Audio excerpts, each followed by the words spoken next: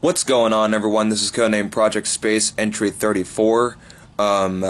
Recently, I have went down to the crib of John Dante's studio and chatted with him for a little while. It was actually really interesting. He showed me around the studio and told me about his album a little bit that recently came out. His new album came out on February 28th of this year. It's called Truth. Definitely check it out. And just in a short moment, we will be touring his home recording studio, and he'll be showing you around. As always, thank you for watching, and this is Project Space. Hello everybody, what's up? John Dante here. Welcome to the home studio space. So I guess I'll show you guys around a little bit what we got. We got the bass section. This is over here usually what we use for live shows. We got the full bass rig. We got all our costumes over here. We got a full costume section.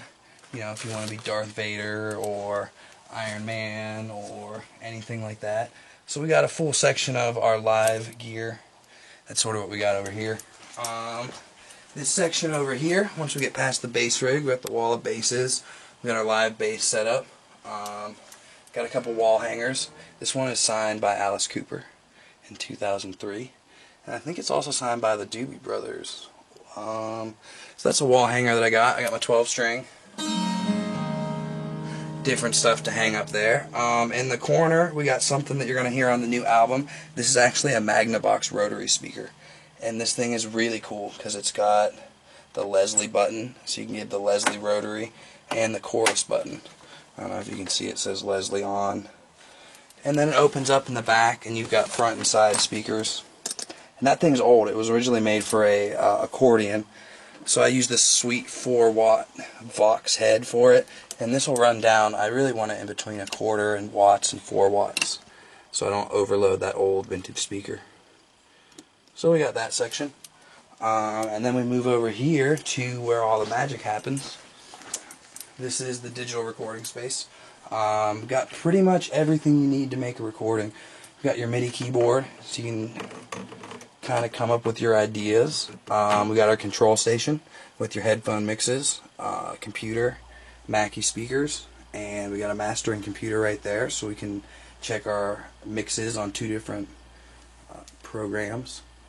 And then we got right here our rack station, which is pretty simple. We got a Sans amp. I got 2 Quilter heads, which work perfect for DI. And then down in here I have my interface, Tascam US 1600. And everything goes right in through here. It goes directly into the interface, and from the interface it goes to the computer. Everything comes in, you know, MIDI keyboards, guitars, mix it up through here with your volume, and then pop it out the speakers. So it's pretty straightforward. And then in this corner, you can see I have the guitar section, which is full of guitars. I got about 20 guitars that I can use in the studio. Everything from Les Pauls and acoustics, Martin acoustics, all the way up to like mandolins and, you know, different instruments. And then we got some of the stuff you heard on the album. This guitar is cool. This one I used on overdrive. It's a fretless guitar. It's got no frets on it, and this has got some really nasty hand-wound pickups in it, and this thing's just a beast. It's like 9 pounds of wood. You got 3 pieces here, and then these 2 giant wings. So you get to hear this one on the album a little bit. That's a kind of a non-traditional guitar, and you got 7-string with your Michael Mario pin. That's my favorite part about this guitar.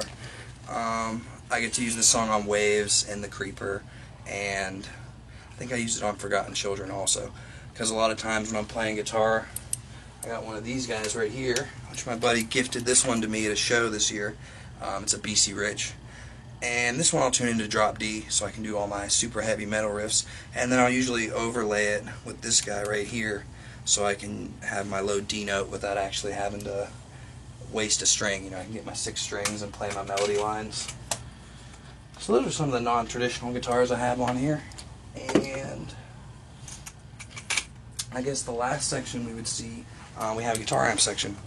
I got a cool little Marshall, a Roland keyboard amp, Fender Chorus, Princeton stereo chorus, and the one amp that I probably use the most on the record is this Ampeg reverb Rocket from the 90s. It's got two 12-inch speakers. It's got a reverb tank built into it, and it's just a monster. You can get some distorted tones out of it.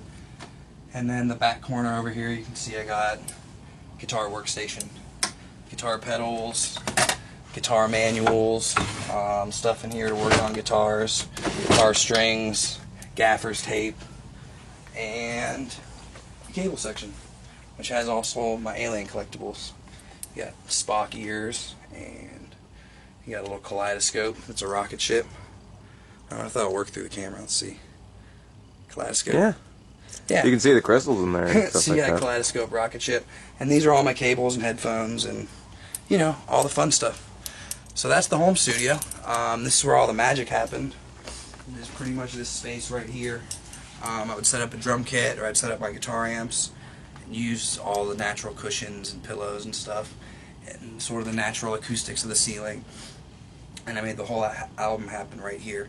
And I thought that was pretty cool, because then the drums and the guitars and all the vocals and everything were happening in the same acoustic space, so I didn't have to mess too much with reverbs and EQs. Everything just sort of sounded natural.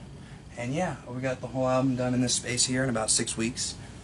Just got it built, and it works pretty good. We got everything we need.